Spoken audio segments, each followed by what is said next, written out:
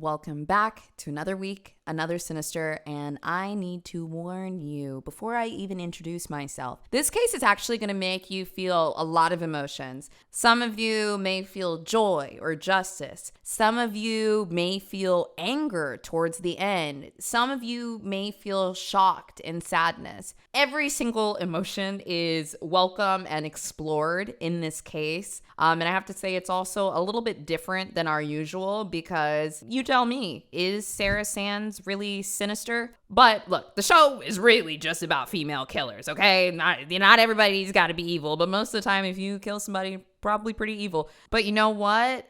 I'll let you decide if today's case is an exception. I'm BOZE. I'm your host. I'm here with you every other Friday. See, I usually say that all together and it didn't even come out that way today because I'm telling you, this one's going to take you for a loop. But before we start, can I ask, any parents in the audience? Anybody with kids? Any single moms? That's what Sarah Sands was. She and her kids had just moved to East London, and of course it was a grueling move. What move isn't? But they were settled in and ready to start their new life. And Sarah Sands was ready to be a great mom and take care of her boys. But of course, let's get comfortable in this new area we're in. Let's learn the lay of the land. Let's meet the neighbors. Let's talk to everybody. Let's set it up and build a community. And that's exactly what she did. And she first started with her 77-year-old neighbor. He was elderly and very, very kind to Sarah and her sons. She would check on him often. Sometimes he did some work around the neighborhood with her kids. They were actually pretty close.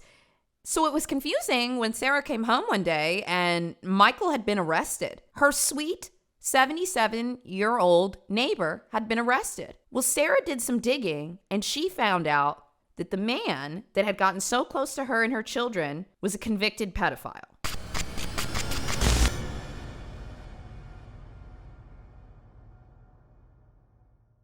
Today's case starts in 2014 when 31-year-old Sarah Sands decided to move her 5 children to a new location. They moved to a place called Silvertown, East London, and Sarah specifically said that she was looking for community. This is really smart, I think, because a single mom with 5 kids all in one house, oh my God, you will lose yourself and go crazy very, very quickly. But, you're a mom, you have to take care of your kids, no matter how many of them there are. We need support. And Sarah knew this, so she moved to a new location to look for a community. So she would be taking care of her boys and also looking for friends or neighbors that could help with things. Just, it takes a village, okay? So Sarah gets there. They settle in, and right away, she's trying to meet people from the community or the estate that they live on, just anybody and everyone. That's when Sarah met her 77-year-old neighbor, Michael Pleasted.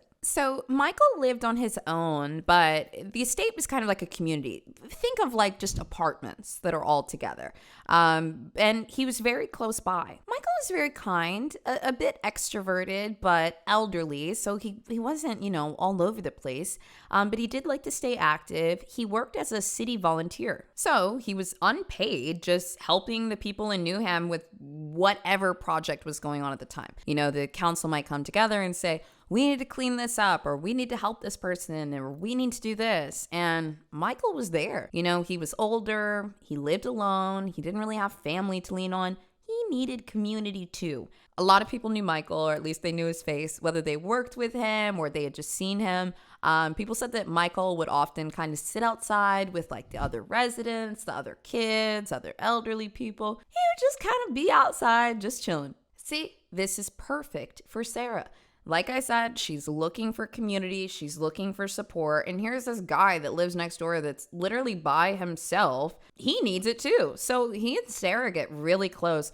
She would go in and check on him pretty regularly, stay up to date with any health issues he was having. She would make him food and bring it over. She'd literally make a meal for her and the kids and then go over and knock on Michael's door and bring him something to eat. She actually said later, quote, I thought he was a lovely old man. I cooked for him, I looked after him, and I always kept him company when I had the time. It's also really sweet of her because Sarah got 5 kids. When does she have the time? Maybe you haven't been sleeping that well lately. Maybe you have a little brain fog or your back hurts. Who knows what it could be? You need to go to a doctor, but you probably don't want to go because it's annoying. Who takes my insurance? What's the number? Why aren't they answering? I mean, it's a million different things. And also, when I was younger, I used to have a little phone anxiety. I always hated calling. If you feel that way too, guess what? ZocDoc got us.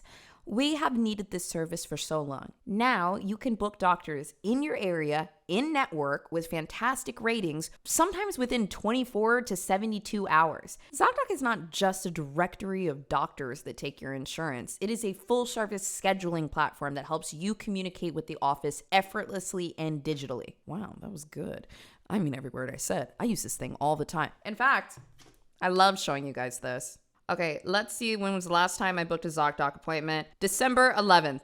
I use ZocDoc so much that I've got an email confirming an appointment just days ago. Even once somebody becomes a primary doctor of mine, whether it's a dermatologist or a primary care provider, I still schedule through ZocDoc. It's just easier. Look, we're not getting any younger and health problems can pop up at any moment. But if you're too busy, too anxious, stressed, whatever it may be to hop on the phone and take the initiative to make the appointment, just log into ZocDoc and find somebody and schedule it. I seriously promote this app with so much conviction because I have been going to the doctor as much as I actually need to without being overwhelmed or stressed by it anymore. It's really done a lot for me. So if you're somebody that is not even getting in for their annual physicals, or if you have health problems that you're ignoring, please, please, please, please, please give it a shot. You matter, our health matters, and the doctors are here to help. So let's get you scheduled. ZocDoc is totally free, but please let them know where you came from. You can go to ZocDoc.com/sinister. Like I said, you don't need to use our code for anything. There's no subscriptions, there's no charges, no nothing. But all we ask is let them know where you came from. Click the link in the description or go to ZocDoc.com/sinister. So Michael and Sarah really created this bond. It felt like a mutually supportive bond. But Michael also would help new kids in the neighborhood get into the workforce, basically. Another one of his volunteer gigs was just like selling and sorting newspapers. There were a lot of jobs around the shop that he couldn't do because of his age. So he would talk to people that he met through volunteering or, sometimes Sarah and say, hey, do any of the boys work? We've got some work for them at the newspaper shop. Like, let me know if they want to come down on a Saturday and, organize this, organize that, and they'll make a little bit of cash. Somebody offering your kid their first job is another example of this symbiotic relationship, this community, this exactly what Sarah was looking for. She really trusted and cared about Michael. He was one of the first people that she met and got close to. So I hope you can understand how he was kind of ingrained in Sarah's system. She cared about him. He was right next door. She saw him all the time. She trusted him. So one of Sarah's sons starts working with Michael at the newspaper shop after he asked her if it'd be okay. And she said, yeah, sounds good. When some people in the neighborhood start talking and they said, Michael's a convicted pedophile. And Sarah said, no. When you meet somebody and you talk to them on a regular basis and they do things for you and, you see their smile, you hear the way they speak and you trust them. If somebody just comes out of nowhere and says they're a pedophile, it's brain breaking. But as a mother with kids, it's something that she must strongly start to look into. But Sarah barely has any time to process it, understand it, look into it. She just protects her kids. But then suddenly she comes home one day and Michael gets arrested. This all happened very quickly. Sarah moved in 2014 and he was arrested in 2014. So he got very close to her and the children within months. And then he was arrested. I can only imagine the fear when she realized he had been arrested because she probably knew in her heart exactly why. But after she finds out about the arrest, she starts to do some digging. And she finds out it's true. Not only is he a pedophile, but he's a convicted pedophile. And he has been convicted multiple times for assaulting young boys. Now, as Michael gets hauled into jail, Sarah keeps digging in, and it just gets worse. She finds out motherfucker's name isn't even Michael. His real name was Robin George Roy Molt. But by the late 90s, he had lived in East London, relocated, and just started going by a new name. It wasn't even like a full legal change or anything. He just kind of started telling people that. He was a liar. And as he got older, he started to use his age as a shield. I think it's very common for us in society to see elderly people and say, oh my God, and just assume that they must be the nicest, sweetest people ever. But old people are just people. If they were shitty when they were young, they're going to be shitty when they're old. Now, another disturbing thing that Sarah realized was when he first came to Newham, he was given a flat apartment on the council block, and that flat was overlooking a children's playground, and the playground was connected to a school. So not only could he see the children on the playground from his window, but it was within walking distance. Ugh. I told you guys this one's gonna really piss you off, and I just want you to know, if it's already frustrating you, it is about to get like so much worse. This is a roller coaster, okay? The horror does not end there for Sarah. She also finds out that he has served multiple times for this exact offense. Previously, for 6 months for a crime committed in the 1970s. He also served 9 months, 6 years, all for sex crimes involving boys under the age of 16. So remember, we are in 2014, and his earliest crime dates back to the 1970s. And that's just when he was caught, or what they could find record of. He has been doing this for over 50 years. And the National Sex Offender Registry wasn't even introduced until 1997, so he wasn't on the list. There was no record of it. And I just want to take 2 seconds to mention this, because otherwise I'll put it at the end of the episode. And I think it's really important, and I want people to hear it. This case is based in Europe. I live in the United States. I don't know all of the laws in every country or every state or anything like that, but most places have a sex offender registry, and you can actually look up if there's sex offenders that live near you, whether it's your current house or if you're moving somewhere with your kids. Take 2 seconds before you move, or even now, to just look up the sex offender registry in your area and be aware of what is nearby. I mean, we've heard of these lists before. We know that those maps and that information is available, but sometimes we just don't think about it. So I just want to drop a little reminder here. If you're a person that has kids or somebody that just wants to be aware of who is nearby you, do a quick Google search, check it out. Now, back to this case. There was really nothing Sarah could do because he was not on the list. They were just rumors in her building at that point. By all accounts, Sarah's own words and some other things later, which we'll get to, when Sarah heard the rumors about him being a pedophile, she was shocked. She was upset. She kept her boys inside and kept them away from him, but he was arrested so quickly after. So because Michael was caught in the 70s, he is not on a registry, and he doesn't have to disclose to the school. He doesn't have to disclose to the Newham Volunteer Council or anybody that he was previously convicted and served for sex crimes against boys. I mean, one of these, he served 6 years. 6 years. And because of that, Michael continued to commit the same exact crimes over and over again. At one point in July of 2012, before Sarah Sands moved there, the council was actually alerted over his inappropriate relationship with a young boy. Somebody called in and said, hey, I saw this old man in public way too close and affectionate with this boy. The council takes his call, makes note. They make a call to somebody else. A social worker comes out and talks to the family, but they ultimately report no harm done. They move on, and Michael is still free. And now here's another example of the system just absolutely failing us. Months after this call, more complaints came in. And one person that worked on the council actually was like, hey, we need to do something. So they asked Michael to take something called an enhanced criminal records bureau check. That way, if he passes, he can continue to work with young people and, they'll forget about all this, but they just need to double check something. And Michael said, no, I don't consent to that. So this kind of freaks him out and they call the police.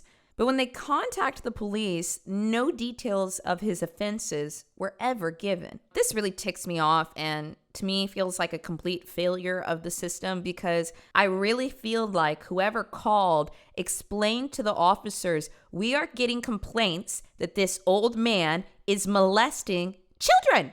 I just feel if I was calling in, I would have said that on the phone. So I'm making an assumption here. And if it was true that they mentioned why they were calling and what Michael was being accused of before his arrest, it is shocking to me that an officer may have looked directly at that record. Of course, he wasn't on the sex offender list, but the record was there for what he did. And if that person looked at that record and sat there on the phone and didn't say, oh yeah, that's exactly what he was convicted for, we'd be somewhere different, right? We would be doing our jobs. We would be protecting children. Anyway, so they come up with one other option, which it's called a police national computer check, it's basically like a bigger search through all the counties, every network that exists with files. But Michael didn't consent. And so they said, well, you just can't do that without good cause. That would be violating. So they never got the information. So on one hand, I feel like the council was a bit lackadaisical at first,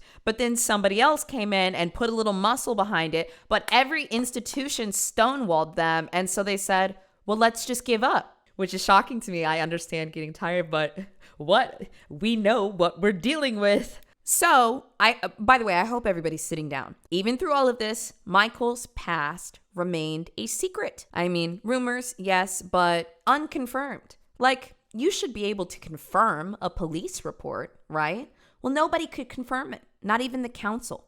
And then when he finally actually does get arrested in 2014 for talking to young boys, the police can't hold him and they release him on bail back to his apartment. But they say, hey, just a quick rule here, no kids in your apartment. And they sent him back home. They sent him home. They sent him home back to his house where there were 3 little boys living next door, gave him a slap on the wrist and said, hey, you can go home as long as you don't have any kids in the apartment. And we need you to be honest, Mr. Pedophile. Lord, give me strength. Now, he's out on bail. And also, let me be clear, this time that he was picked up, it was after they reported he had assaulted 2 children under the age of 13 and a potential 3rd child. And so when Sarah hears this, she decides that she's going to have a few drinks and pay Michael a little visit. So on November 28th, 2014, she goes to his apartment. Sarah's been drinking a little bit, but also she's pretty upset. This pedophile has not only been lurking in her life, but also he's out on bail. There's something about this that's very personal for Sarah because when she gets to his house, she shows up fully covered and she has a knife. But Sarah says to him, I want you to admit what you did. But she doesn't just want him to admit it to her. She wants him to plead guilty to the charges. And honestly, in my opinion, for a pretty noble reason. It's because she doesn't want the boys to have to testify about what he did to them. So if he pleads non-guilty, as he was, then they would have to prove that he did this to them, putting them through a world of humiliation should they even decide to come forward. They're children. So what Sarah wants specifically is she wants Michael, not his real name, to plead guilty to the charges so that the boys won't have to testify. And he looks her dead in the eyes and he says, Sarah, those boys are lying. It was smug. It was like he enjoyed using his age to get away with bad behavior. But when this man looked Sarah directly in the eyes and called those boys who took a lot of courage to come forth with what happened to them liars, she snapped. Sarah said that in that moment, It was like the whole world froze. She later reflected and said, "I didn't know what I was doing there. I realized I had made a huge mistake." He was not remorseful in any shape or form. He said, "The boys are lying. I had the knife in my left hand, and I remember he tried to grab it." Sarah began stabbing.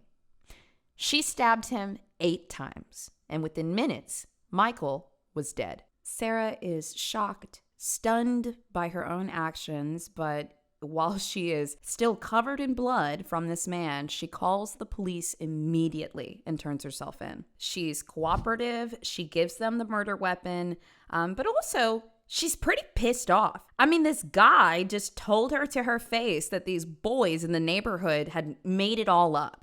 The police said that she actually said during the arrest, quote, "Who houses a fucking pedophile on an estate?" Like, seriously, he was asking for trouble. Like, she told the officers that this man was a pedophile, but to them, they just saw this murdered 77-year-old harmless old man. And they actually said to her, "Why would you kill this harmless old man?" And then Sarah said, "Well, he's fucking harmless now, isn't he?" Direct quote. After she was arrested, she's in a flurry of emotions, of course.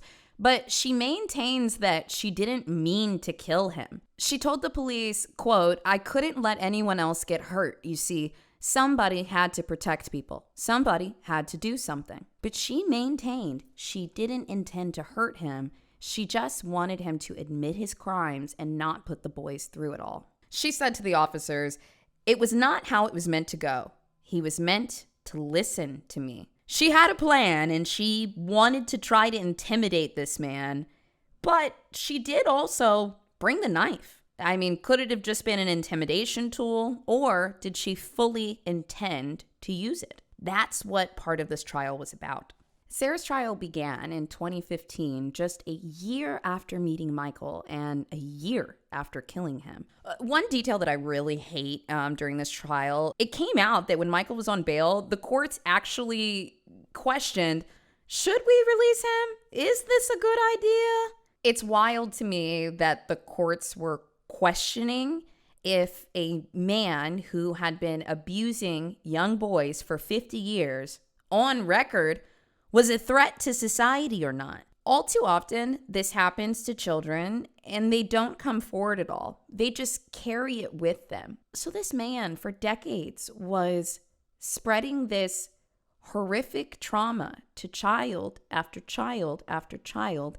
And when he would get away with it, he would just do it again. And they actually sat there and not only let him go, but questioned if they should or not. Around this time, a lot of other neighbors started to comment on the case. One neighbor said, "She shouldn't have taken his life, but it should not have gotten to this stage. Why did they not inform us that this person was in the block? Everyone is very horrified and angry." Another person, a mother of 4, said, "The estate should have been told that there was somebody like this in our area. Our children were not safe. Did a man have to die? Did children need to be hurt for the truth to come out?" Oh, you know that mother of 4 was pissed. And then the council that I told you about earlier, they also made a statement saying, "No council ever wants to put children at risk, and based on information we knew at the time, there was nothing we could have done to prevent this situation from happening." We walked through the process of what Newham Council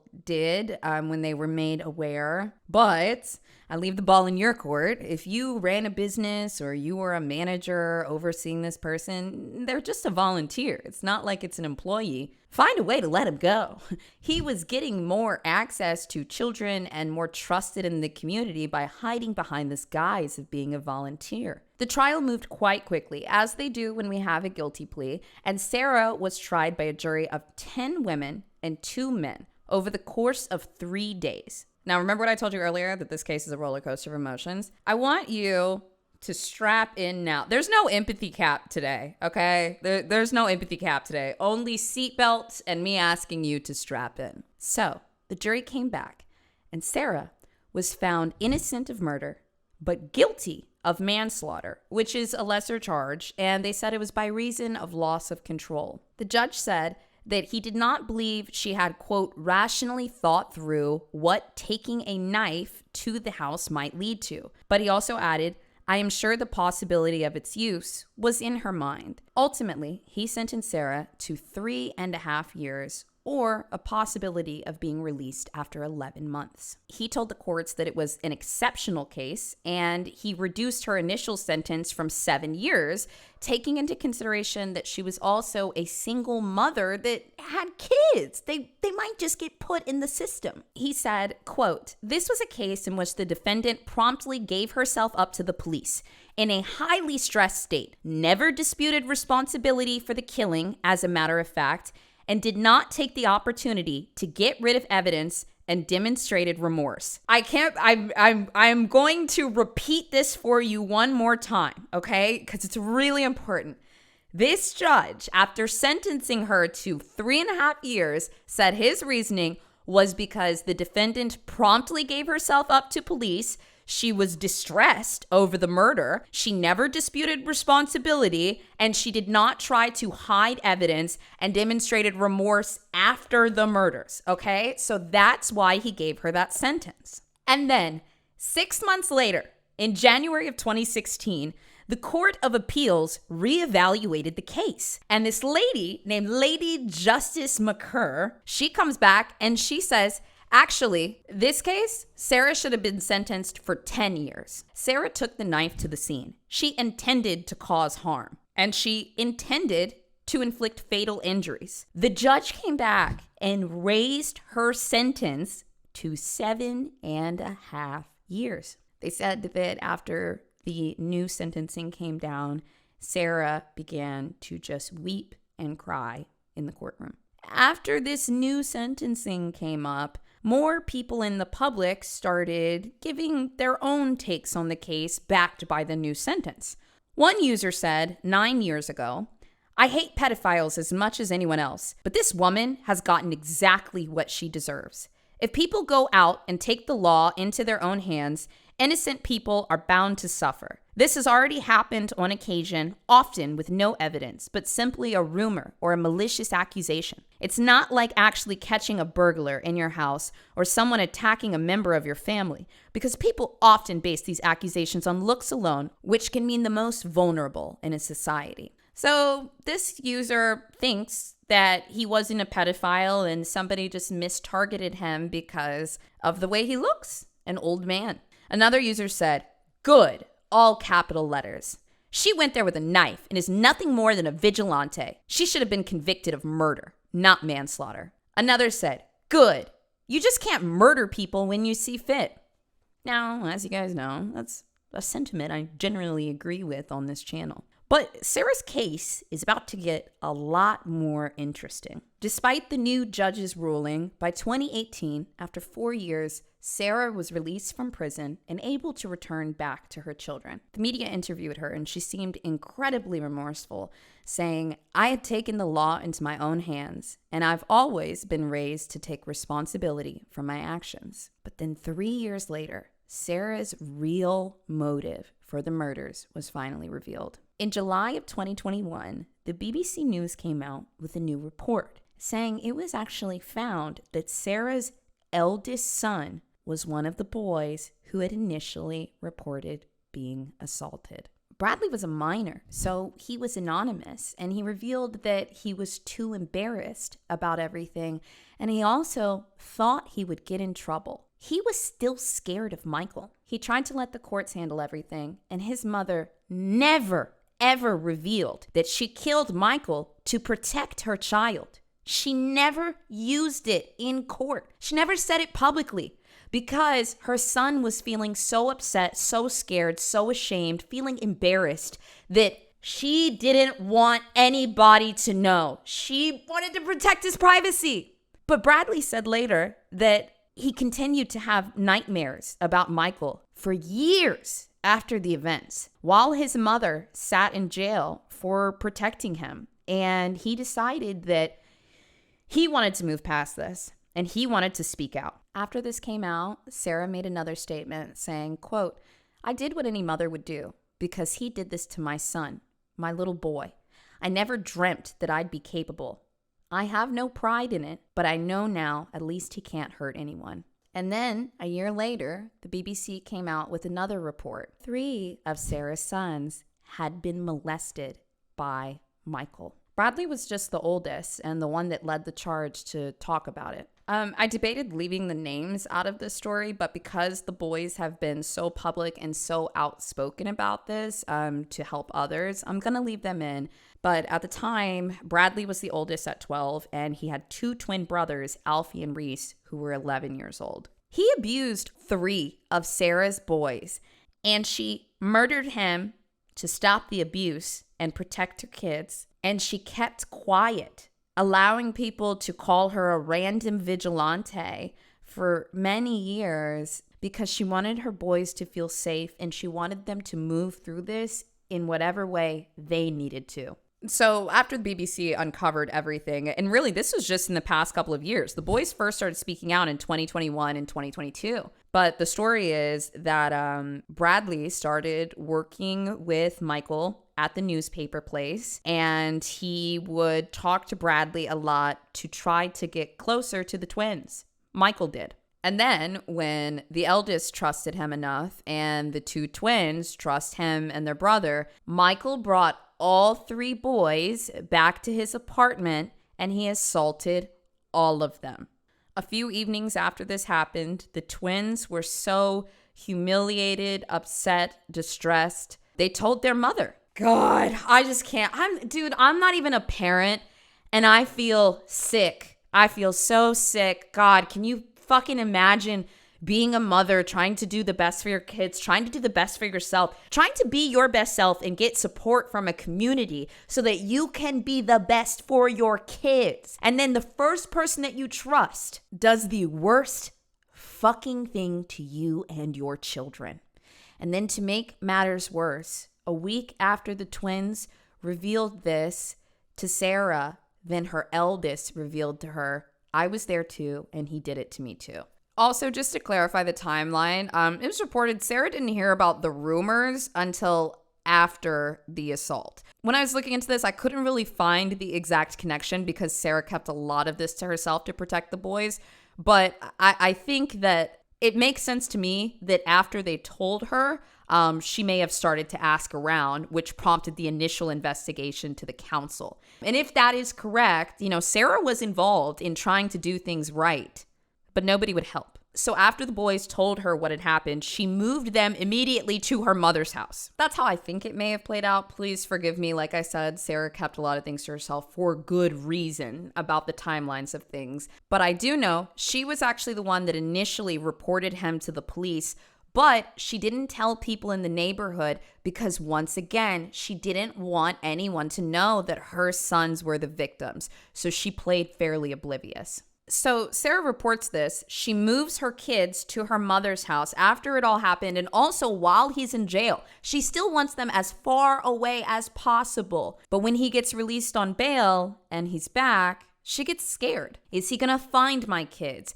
I can't bring them to my house anymore. I don't want them anywhere near this guy. He knows that I'm the one that reported them. This is also why when Sarah came to his house with the knife and he said the boys are lying, they were her boys. He had molested her children and then called them liars. And moments later, he was no longer with us. After reading through this case, I really think that Michael was somebody that liked to do bad things and had shocking behaviors, and he liked to get away with it, and he liked to get away with it to your face. So I think that he really wanted the boys to have to testify against him in court. He wanted them to have to look at him in the room and say, he's the guy that did it. And Sarah wasn't going to let that happen. Years later, after she was released, after everything came out in 2022, the boys began to make a few statements and kind of citing mixed feelings. One of the twins said, quote, "It did make us feel safer. It didn't slow down the nightmares, but it did give us a sense of security because you didn't have to walk down the street thinking he was going to come around the corner." The oldest said, "He lived literally across the road from us. I could open that window over there and I'd see his house." The other twin said,